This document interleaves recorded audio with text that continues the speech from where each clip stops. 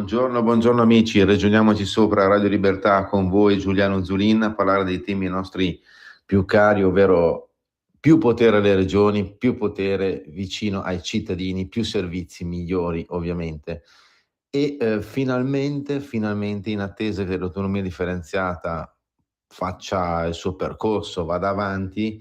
sta succedendo qualcosa di importante in questi momenti, in questi minuti, proprio a Desenzano del Garda, un posto diciamo non a caso perché si trova al confine tra la Lombardia e il Veneto, perché in questi minuti c'è in corso una conferenza stampa tra l'assessore alle attività produttive e allo sviluppo economico della regione Lombardia, Guido Guidesi, e il suo omonimo, l'assessore sempre allo sviluppo economico della regione Veneto, Massimo Bitonci, perché praticamente stanno siglando un patto strategico appunto per rafforzare il sistema produttivo del nord e chiaramente per avere una maggiore competitività in Europa delle imprese appunto della Lombardia e del Veneto. Diciamo che appunto adesso possiamo dirlo, torno Lombardo-Veneto, possiamo fare un titolo così, ma la cosa importante è proprio questa correlazione, questa idea di collaborazione che è quasi l'uovo di Colombo, no? Che uno dice, beh, si poteva fare anche prima. Certo, poi ci sono chiaramente dei tempi, delle direttive da seguire, c'è la realtà. E la novità è proprio questa interrelazione tra le due regioni, diciamo, tra l'altro guidate entrambe da un presidente della Lega, che fanno parte di un tassello di una lunga ragnatela, tra l'altro che ha come dire, disegnato lo stesso assessore Guidesi in questi anni e che adesso vede proprio Lombardia e Veneto siglare un patto vero e proprio su vari temi, cioè per esempio tra le principali direttrici dovrebbe esserci appunto lo sviluppo delle filiere produttive complementari, cioè per dire Veneto e Lombardia avvieranno programmi congiunti per rafforzare appunto le filiere industriali strategiche, promuovendo per esempio l'integrazione tra i distretti produttivi, i siti tecnologici presenti non solo nei due territori, con l'obiettivo di favorire sinergie tra i comparti complementari così da rafforzare la capacità competitiva delle imprese sui mercati internazionali, chiaramente, soprattutto in un momento come questo dove appunto la competitività internazionale tra le varie sfide legate alle regole europee un po' stringenti per non dire deleterie e il contesto di guerra chiaramente che non aiuta mai, noi consideriamo sempre che abbiamo una guerra alle porte dell'Europa da 4 anni con sanzioni, blocchi e grandi problemi per l'energia, quindi per le bollette delle famiglie e soprattutto delle imprese, quindi la competitività delle aziende lombarde o delle aziende del Veneto, come dire, è addirittura ben superiore a quella di altre aziende di altre regioni dell'Europa, proprio perché queste aziende combattono, tra virgolette, sul mercato, sfidano gli altri concorrenti, diciamo con un handicap in più, ovvero il costo delle bollette dell'energia. Fra gli altri punti per dire che sono contenuti in questo patto Lombardo-Veneto siglato, che si sta siglando in questi secondi a Desenzano, c'è anche il supporto al credito e diciamo l'utilizzo di strumenti finanziari condivisi, cioè le due regioni per esempio lavoreranno alla costruzione di strumenti coordinati di supporto al credito, facilitando l'accesso delle imprese, in particolar modo ovviamente le piccole e medie imprese, a finanziamenti per investimenti in innovazione, digitalizzazione e ovviamente chiaramente transizione energetica. E in questa prospettiva sarà rafforzata la collaborazione tra le finanziarie regionali, ovviamente con l'obiettivo di sviluppare dei meccanismi congiunti di garanzia, di un coinvestimento e poi un sostegno anche agli investimenti produttivi medesimi. Prevista poi ovviamente in questo caso, appunto l'abbiamo appena detto, la collaborazione tra le finanziarie regionali, cioè Finlombarda per esempio e Veneto Sviluppo dall'altra parte, cioè la cooperazione fra gli strumenti finanziari regionali rappresenterà effettivamente uno degli assi importanti dell'intesa, cioè attraverso un coordinamento più strutturato tra le due società finanziarie delle regioni sarà possibile infatti attivare iniziative comuni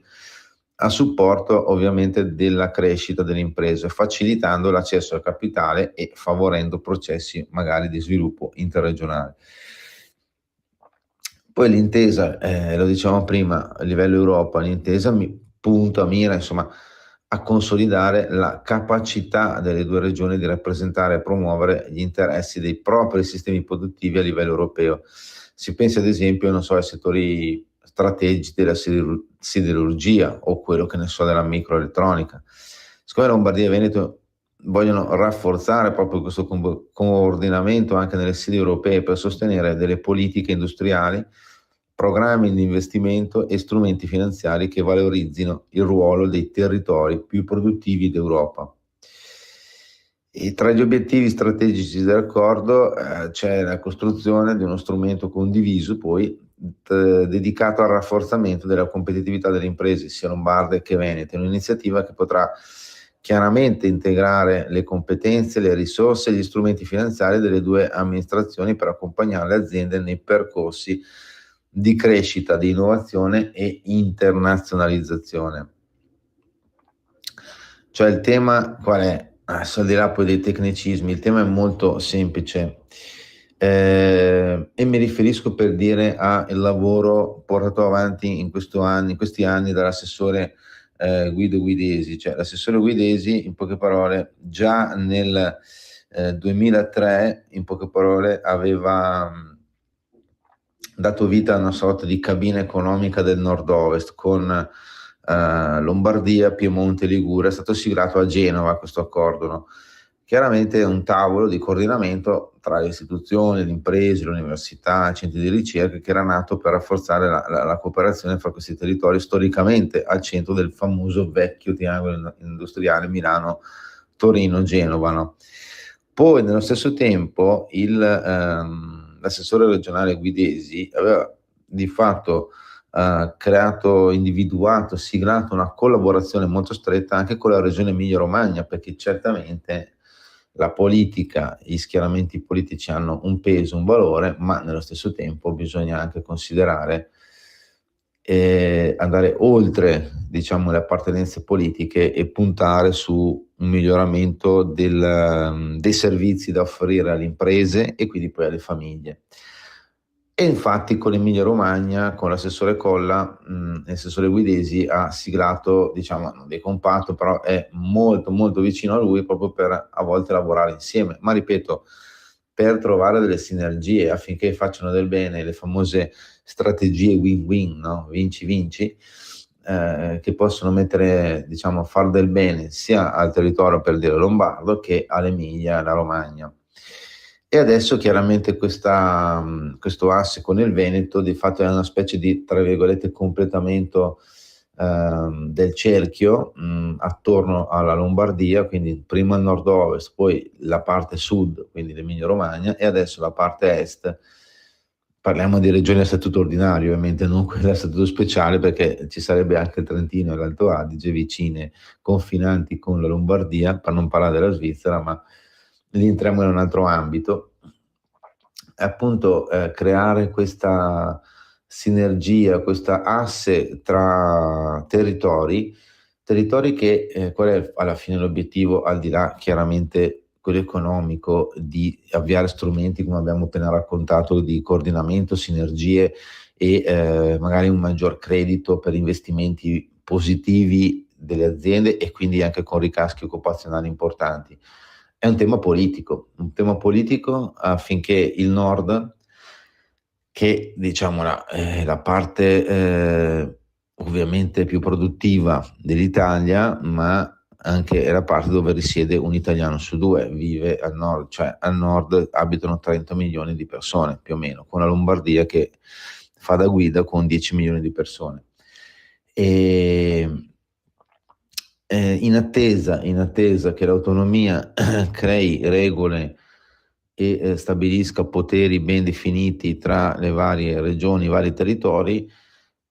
bisogna far da sé. Far da sé vuol dire appunto creare questa lobby che non è ovviamente contro qualcuno, ma è semmai a favore di qualcun altro, in questo caso il territorio della Lombardia, del Veneto dell'Emilia Romagna, del Piemonte, della Liguria, non a caso tutte regioni, a parte l'Emilia Romagna, per motivi politici che vogliono portare avanti un progetto autonomistico vero, non come dire a parole. Ecco, questo vuol dire essere forti sia a livello Italia, quando ci sono da prendere delle decisioni politiche, sia a livello soprattutto Europa, perché se l'assessore Guidesi, facciamo un esempio, ma Bitonci, l'assessore Bitonci o chiunque altro, quando magari parla si consulta con i suoi colleghi e può ovviamente avere un peso maggiore all'interno delle istituzioni europee, anche perché mette lì sul tavolo un bel pezzo di PIL italiano, ma soprattutto europeo, ma anche, possiamo dirlo, visto che siamo nell'Europa senza confini, come dire, dove Schengen permette la libera circolazione di persone, capitali e merci, è chiaro che diciamo questa asse del nord, possiamo dirlo così, può siglare alleanze anche con i land tedeschi,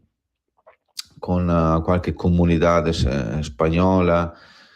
con altre regioni magari francesi, proprio per migliorare la posizione economico-sociale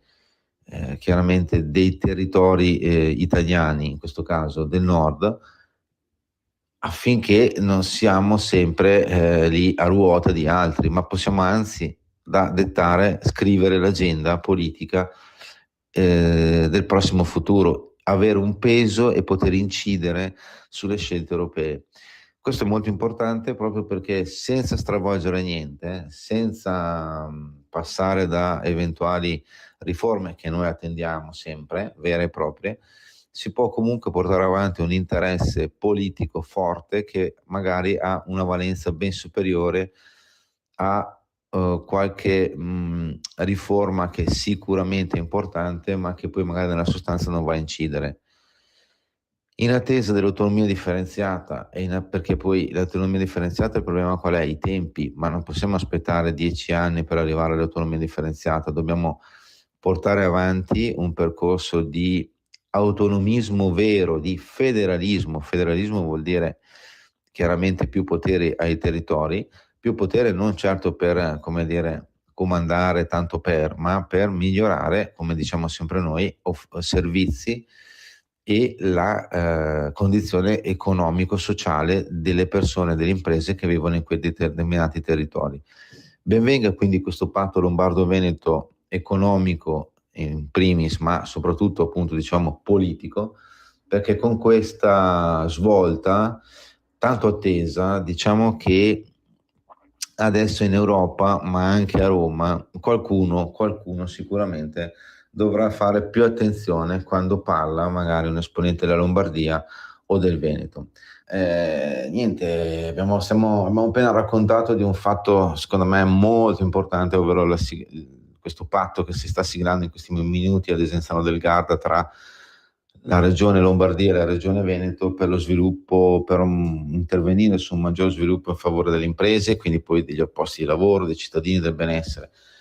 E un patto economico che è importantissimo, anche perché diciamo finora nel percorso dell'autonomia differenziata straccidentato, pieno di paletti messi da Roma, dalle sentenze della Corte Costituzionale, affinché poi a livello gattopardescamente parlando tutto cambi, affinché niente cambi, diciamo la verità. E per ora diciamo i temi economici sono solo inseriti nelle 4 preintese siglate dalle 4 regioni che hanno chiesto l'autonomia differenziata, ovvero Veneto, Lombardia, Piemonte e Liguria. L'unico aspetto economico, dicevamo, riguarda la previdenza complementare. Un punto importante però riguarda la sanità, ovvero che diciamo che in base a, senza entrare nei tecnicismi, ci sono dei punti del finanziamento regionale sanitario che potrebbero essere fondamentali proprio per queste 4 regioni, che possono valere più o meno anche 1,5 miliardi più o meno, nel senso che sia a livello sanitario, infrastrutturale, edilizio, ma anche a livello di personale, Lombardia, Veneto, Piemonte e Liguria potrebbero avere maggiori risorse da investire per la propria gente. propria gente che poi non è soltanto chi vive in questi territori, ma anche chi emigra, il famoso turismo sanitario, chi emigra da altre regioni e va a curarsi nelle regioni del nord, soprattutto perché i servizi del sud non sono all'altezza. E non sono all'altezza non perché al nord sono bravi e al sud non sono bravi, ma perché a livello politico e quindi anche amministrativo c'è una deresponsabilizzazione dettata dal fatto, dettata da un sistema sanitario che, ahimè, come abbiamo sempre detto qui, ragioniamoci sopra, non smaschera il fannullone o chi in un programma, ma alla fine, come dire, tiene tutti dentro senza responsabilizzare nessuno, senza, tra virgolette, affidare delle responsabilità, quindi quando c'è un problema non si sa mai di chi sia la colpa, ai noi.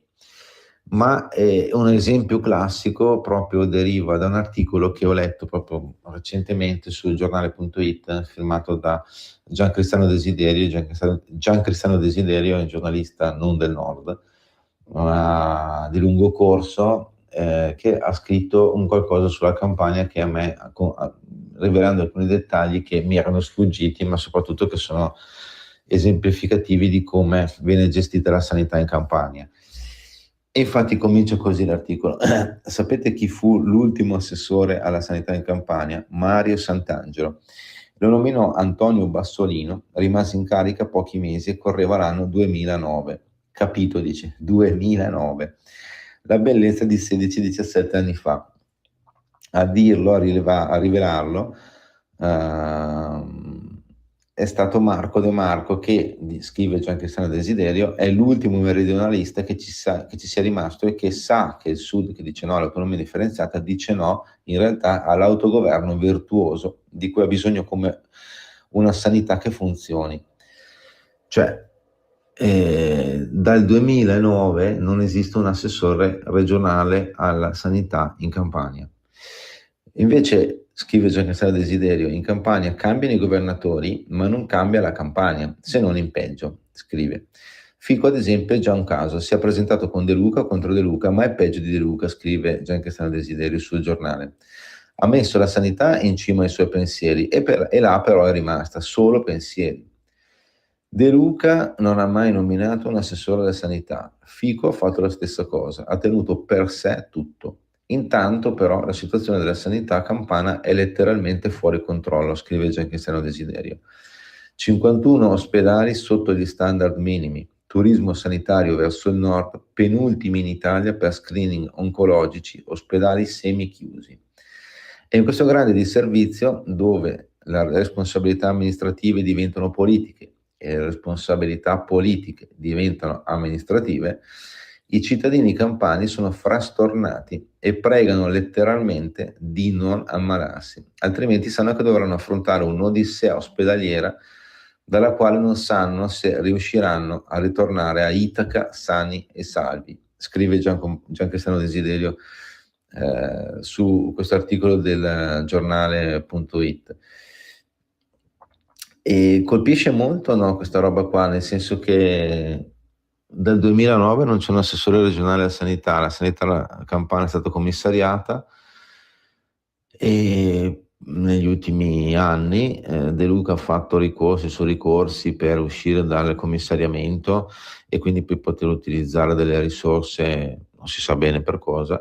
però il problema è che il commissariamento non ha portato a un miglioramento dei servizi. E questo cosa ci fa dire? Ci fa dire che forse il sistema attuale, come noi diciamo sempre, di punitivo per certi versi, ma non costruttivo per altri, appunto, perché se tu mi commissari, alzi le tasse, per esempio sulla benzina, per pagare proprio il commissariamento, come succede anche in altre regioni del sud, tipo la Calabria, però poi come dire, il servizio non migliora, allora forse il sistema è sbagliato, forse allora questo metodo centralistico di punire così, senza però andare a vedere dov'è il problema. Ma chi può vedere il problema? Soltanto può vederlo chi è nel territorio, no? Cioè, soltanto chi è nel territorio può dare un'occhiata dove sistemare i problemi. E però chiaramente deve avere delle responsabilità, perché è ovvio che io, che sono, che ne so, il presidente della Regione Campania, dico, mi servirebbero più risorse. Sì, ma per fare cosa?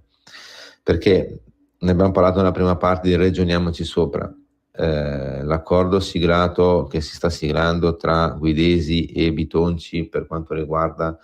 uno sviluppo economico maggiore, di una sinergia tra Lombardia e Veneto, si basa su punti concreti, non 100.000 punti, 2 o 3 punti concreti, che ne so, mettere insieme,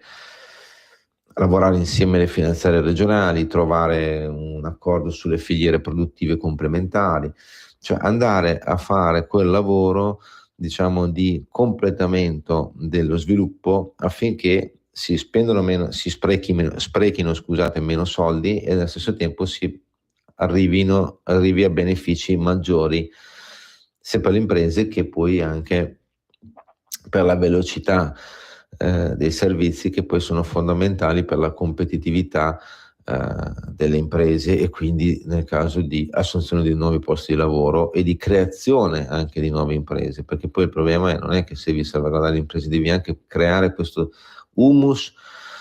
questo fertilizzante che possa dar vita a nuove idee e nuove aziende, start-up, come si voglia dire. Invece, ambito sanitario,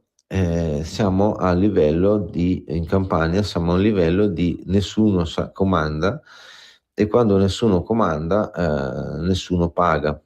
O meglio, ci sono i responsabili, però i responsabili, non avendo responsabilità, chiamiamole legali, amministrative, istituzionali dirette, perché poi ti dicono, ma sono commissariato, ma non avevo la possibilità di intervenire direttamente, ma ho fatto ricorso, ma è intervenuto il ministero, ma qua, ma là. Alla fine poi cosa succede? Che il cittadino non è in grado poi di curarsi come Dio comanda. Va a curarsi fuori regione, si trova in Lombardia, in Veneto, in Emilia Romagna, anche se l'Emilia Romagna appunto ha chiuso praticamente i confini alla faccia del solidarismo e dell'universalismo del sistema sanitario nazionale italiano, ai quelli della Calabria, ma il problema qua è proprio che non è possibile che la regione Campania non abbia un assessore alla sanità da 16 anni. Non è possibile, perché vuol dire proprio che non è un problema della Campania, è un problema di tutti.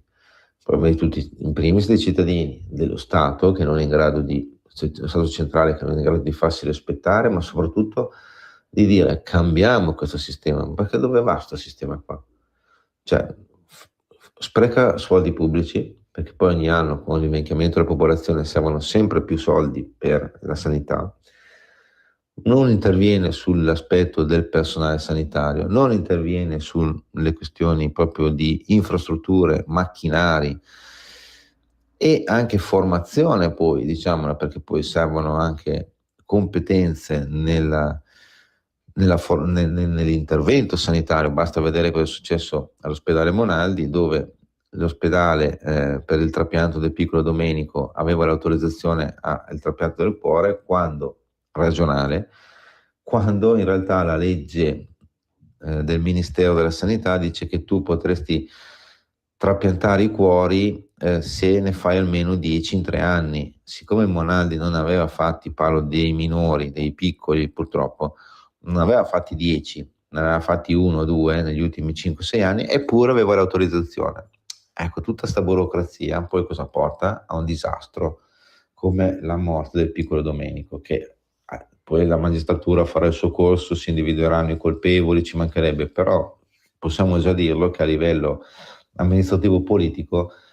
diciamo che c'è qualcosa che non va. Solo l'autonomia differenziata può portare a un snellimento della burocrazia, meno sprechi, più responsabilità, servizi migliori per i cittadini e per i pazienti.